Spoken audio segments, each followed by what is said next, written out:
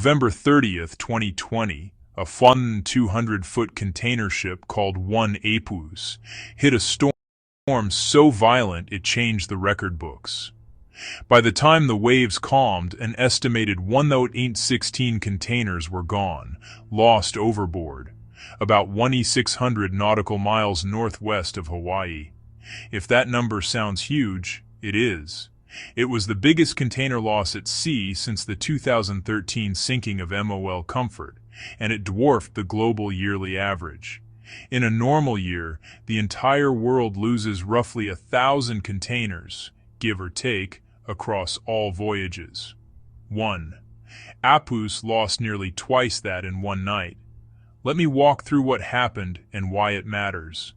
The ship left China, bound for Long Beach, stacked high in peak season when cargo volumes and schedules are tight. In the North Pacific, the crew met a severe winter storm, towering waves, gale-force winds, the kind of motion that can turn a stable stack of steel boxes into dominoes.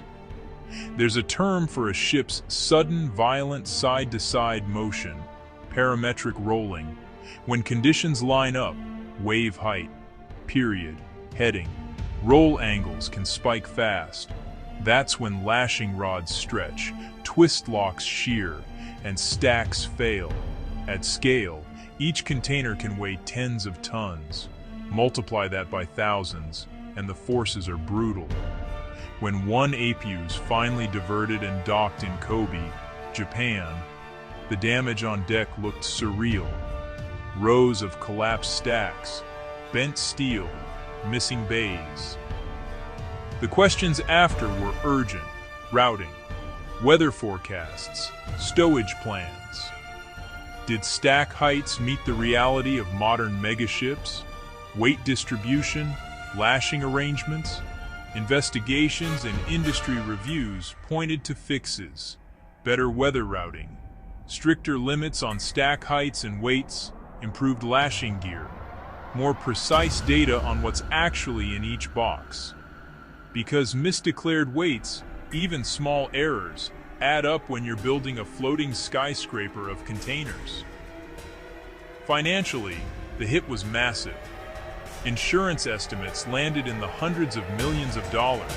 Cargo losses, salvage, repairs.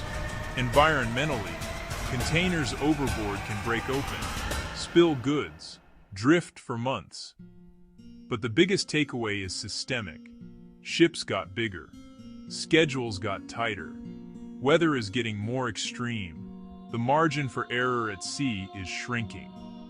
Since 2020, operators have leaned harder on dynamic routing and stability monitoring. Regulators and class societies have pushed guidance on securing and stowage. It's incremental, but the stakes are clear.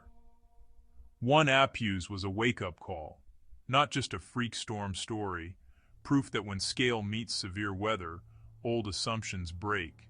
In a global system that moves 90% of world trade by sea, what happens on one deck, one night, can ripple everywhere. That's the story of one APUS, what was lost, why it happened, and why it still matters.